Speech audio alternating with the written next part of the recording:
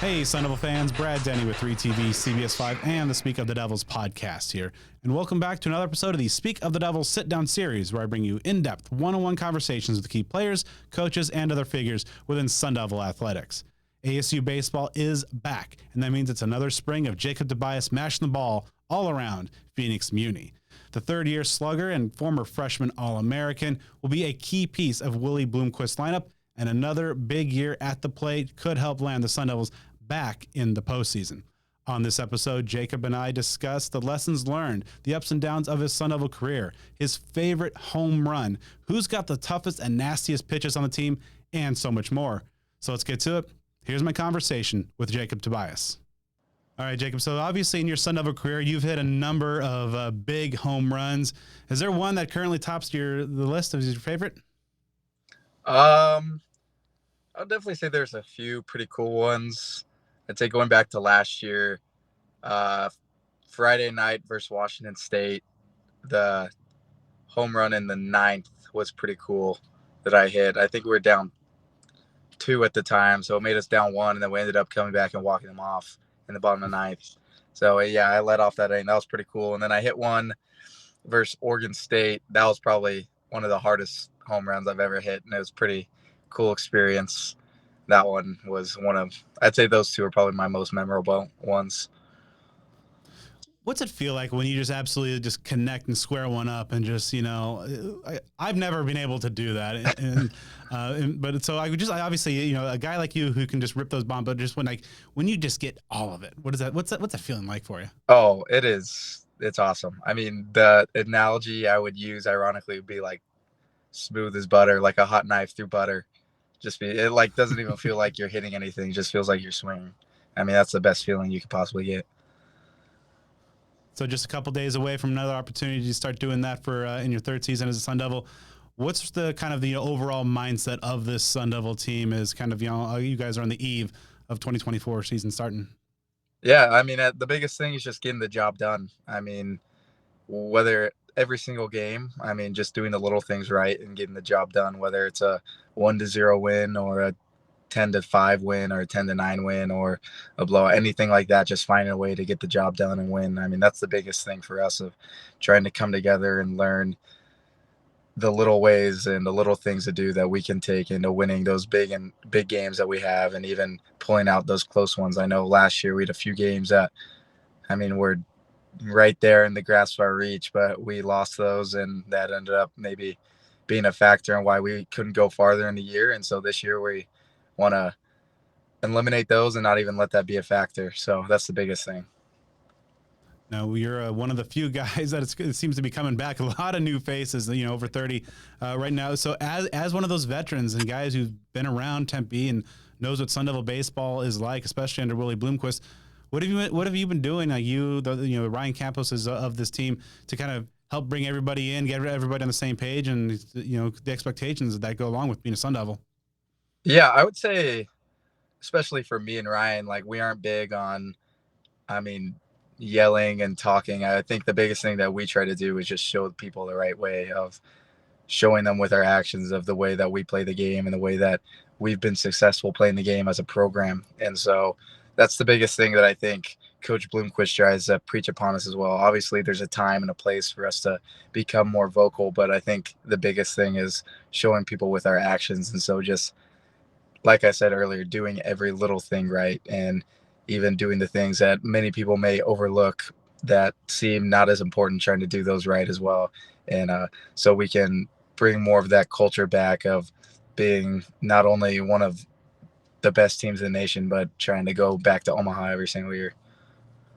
Willie has been talking about, wanting to see the leadership from like you, Ryan, and guys like that. Is, it sounds like you might be more of the kind of lead by example type, but just, overall, is leadership something that you've seen kind of, as you've grown, as you've gotten older and become more of a veteran player, that it's kind of, you've seen your leadership style kind of evolve and kind of be more comfortable in that role?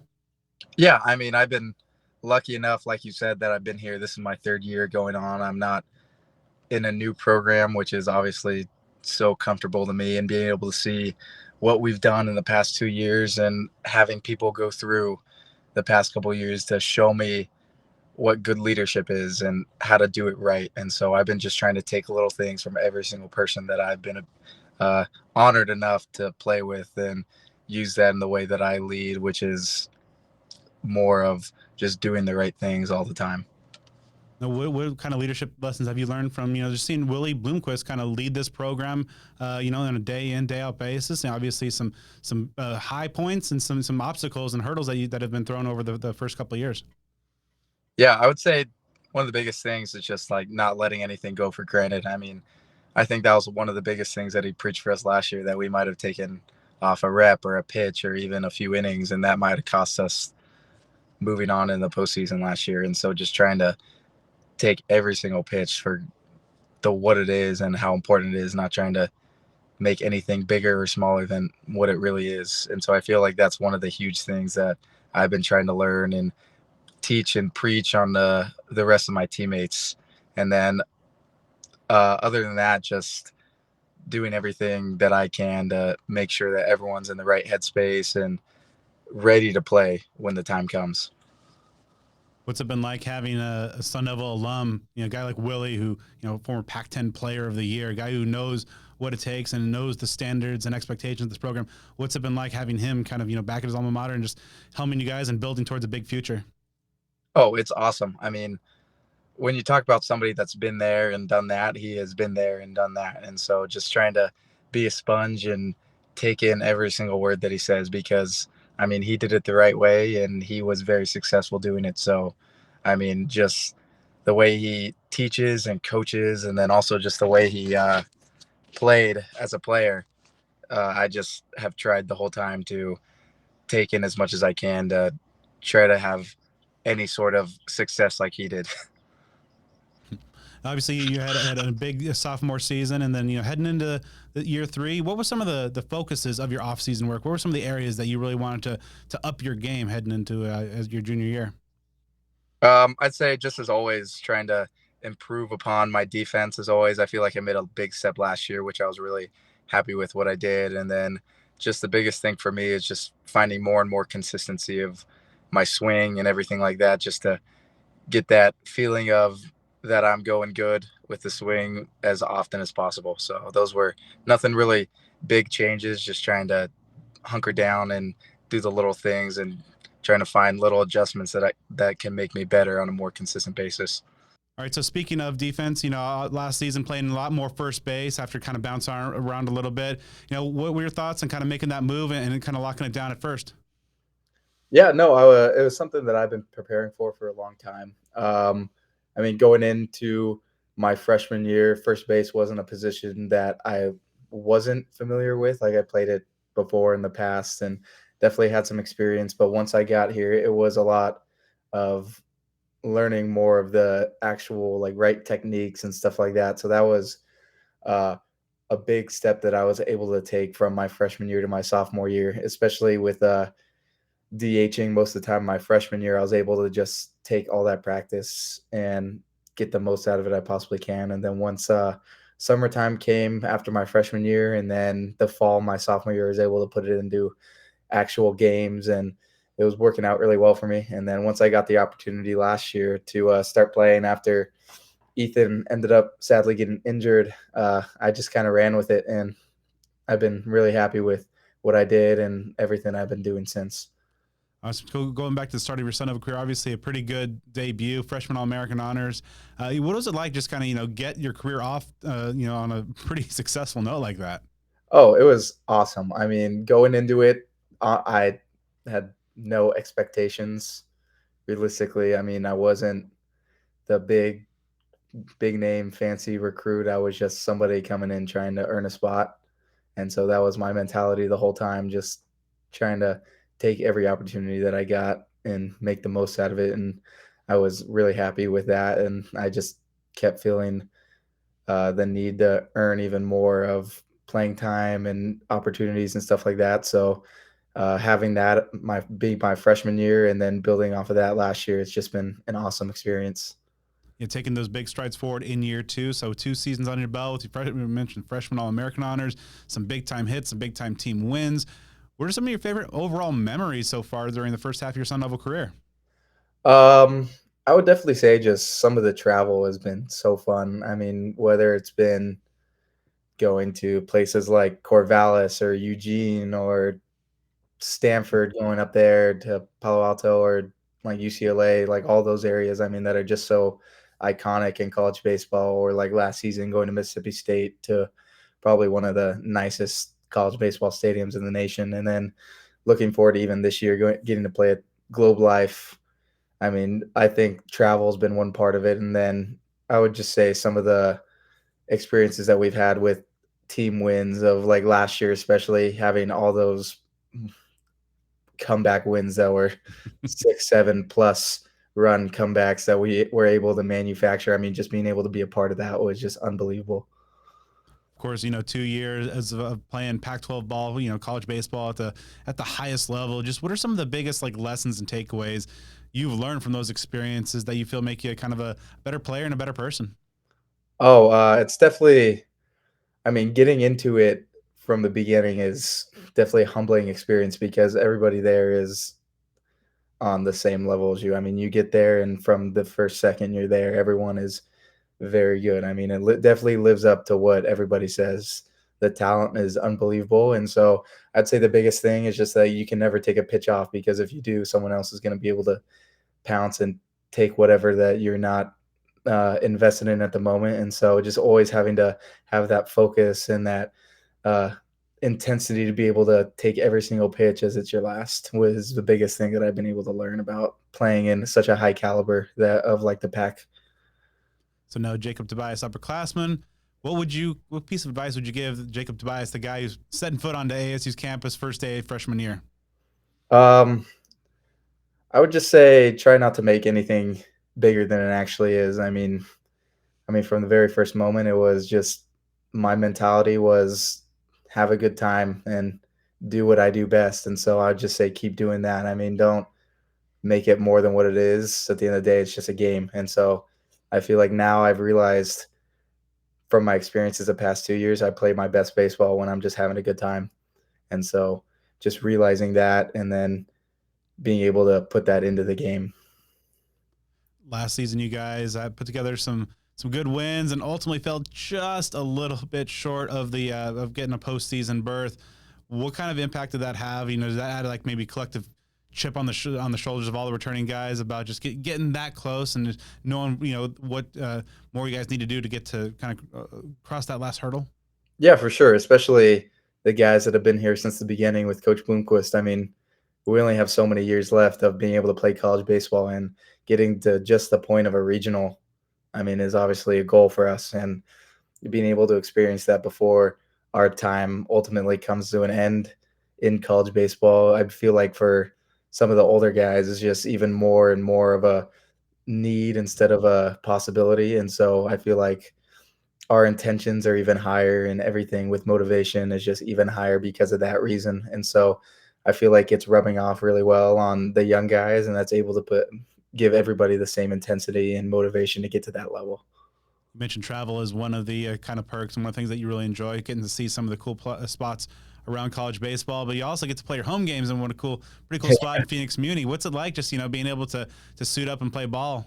Yeah, I wouldn't want to be anywhere else. I mean, I said there's some cool places to go, but I know everybody else wishes that they could play at Phoenix Muni just because of everything, the weather, the atmosphere, the environment. I mean, it's the best you can get. And so I love playing there. And I mean, definitely not taking those moments for granted, because I know there's probably not much better than that.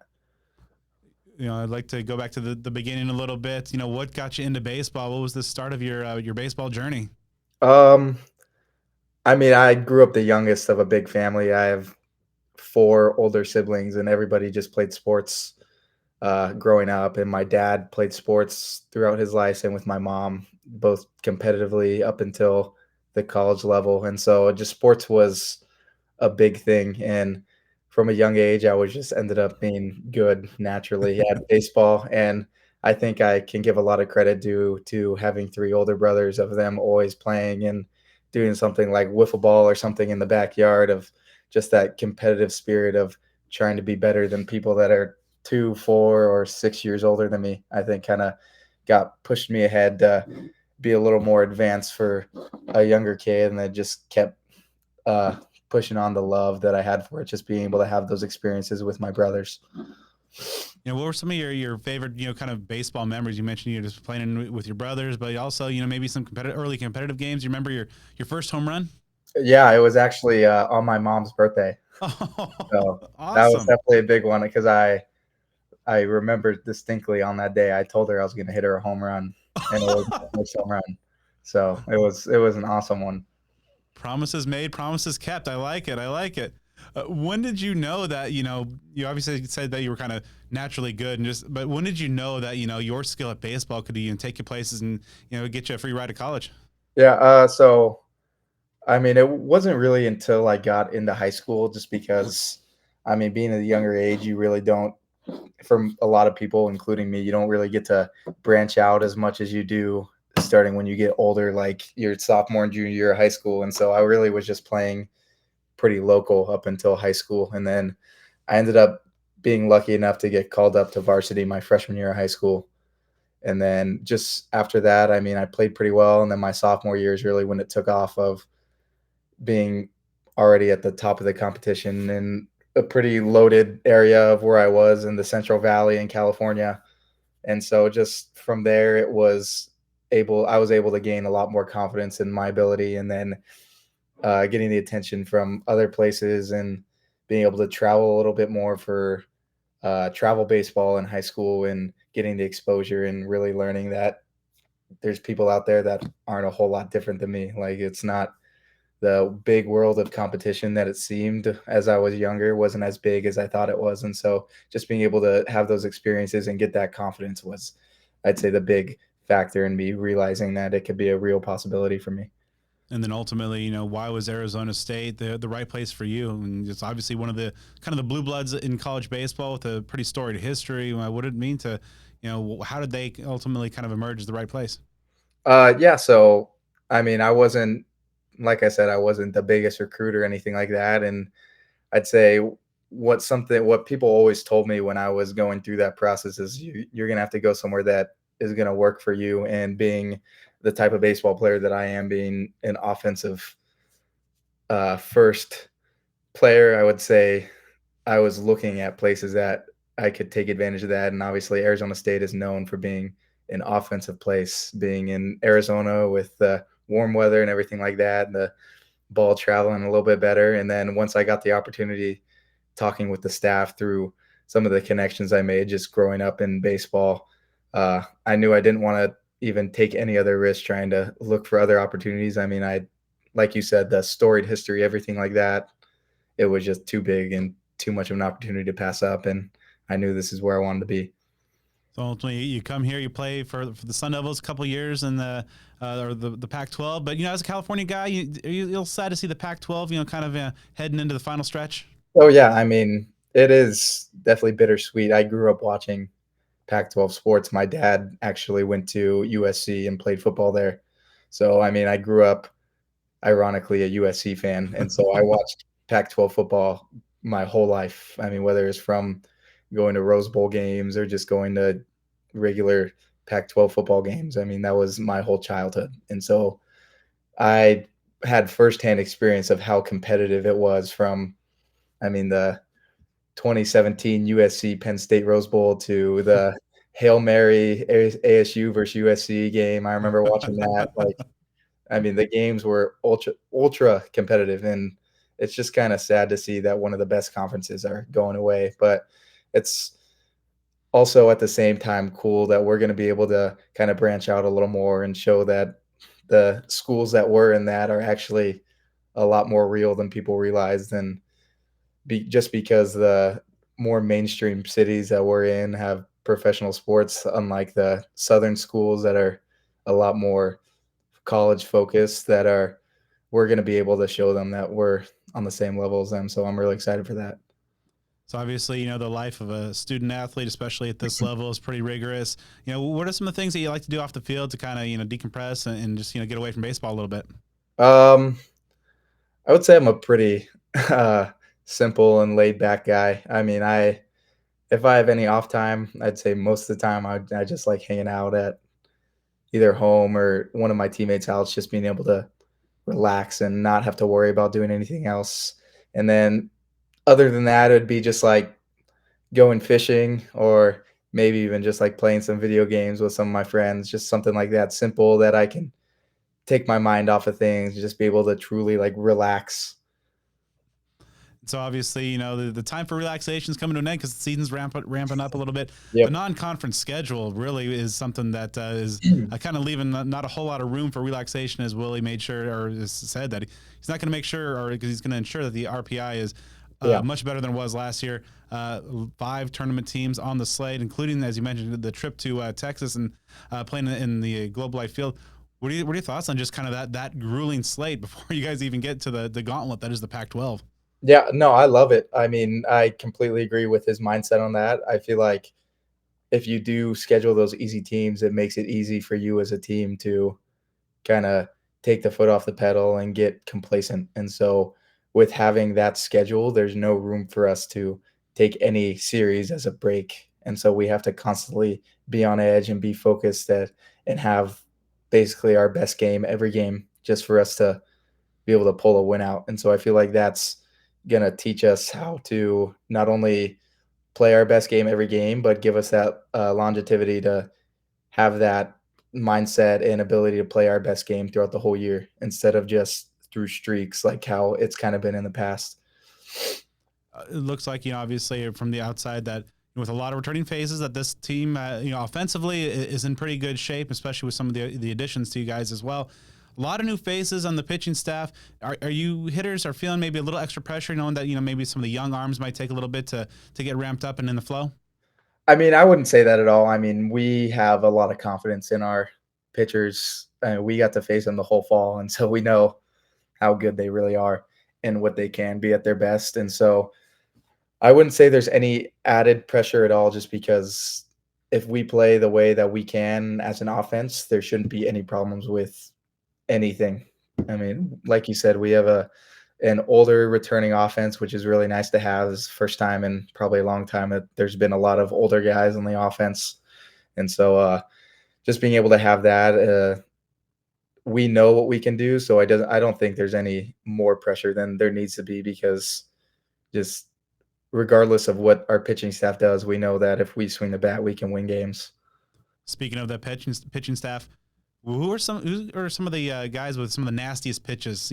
What are if you were to single out a couple of just individual pitches, that are just like absolutely kind of filthy and gross, what would you say that the ones that you least like facing?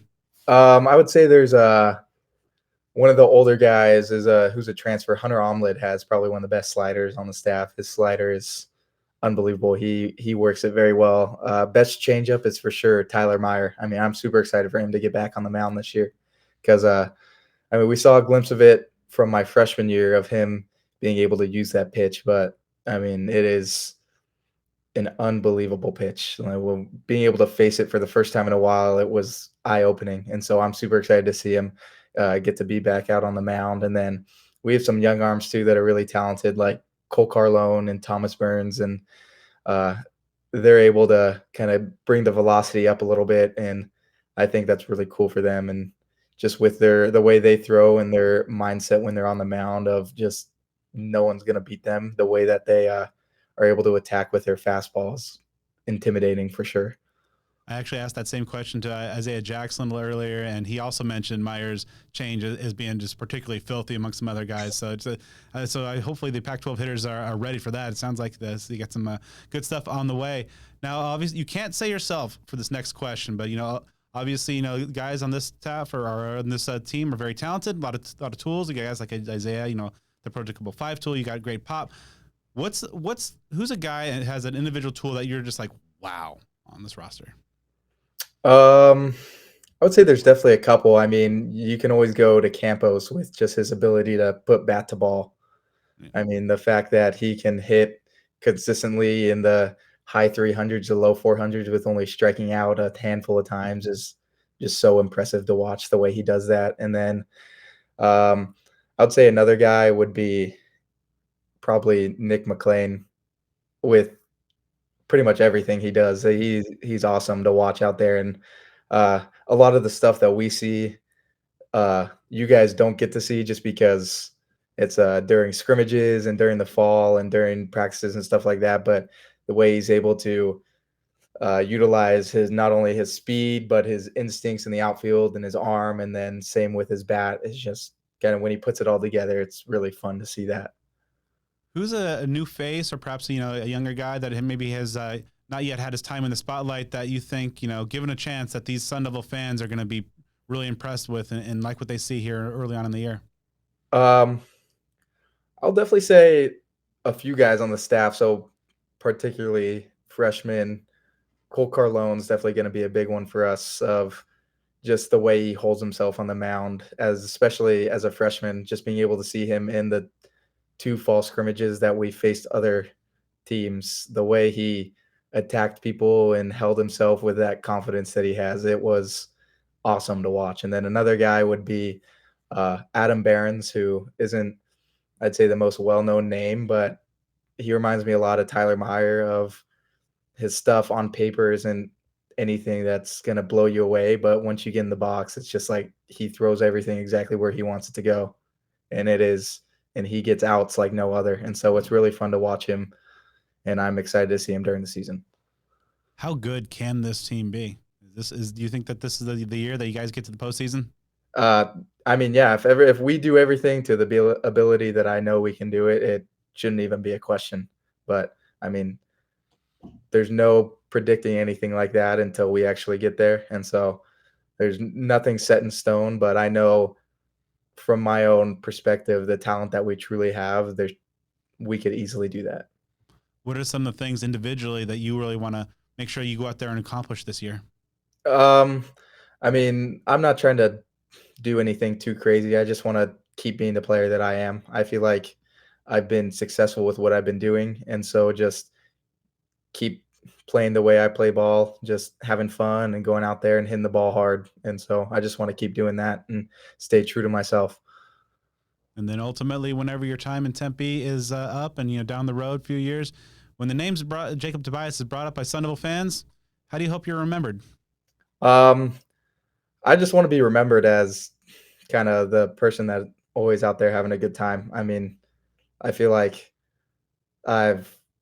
this is not a job at all for me. Like, I know a lot of people can see it as a future in a job, but I just see it as something I go and have a good time doing. And so uh, that's what I like being known for, of being able to use it as something uh, to let other people know that it's not as serious as it may seem, and that you don't have to be your most serious self and act like it's not a game to be successful. I mean, if you're getting to that point, I don't know if it's the best thing for you, because if you're not having fun, then you're not doing it right. And so just known for having a good time and doing it the right way. What are the fans going to see out of the 2024 Sun Devil baseball team? A lot of runs, that's for sure. I'd like to thank Jacob for taking the time to talk with me for this episode. I'd also like to thank Jeremy Hawks of ASU Media Relations. Make sure you are subscribed to Speak of the Devils on the podcast platform of your choice for more great sit-down series episodes across all sports heading to you all year long. And be sure to follow me on social media at bdenny29.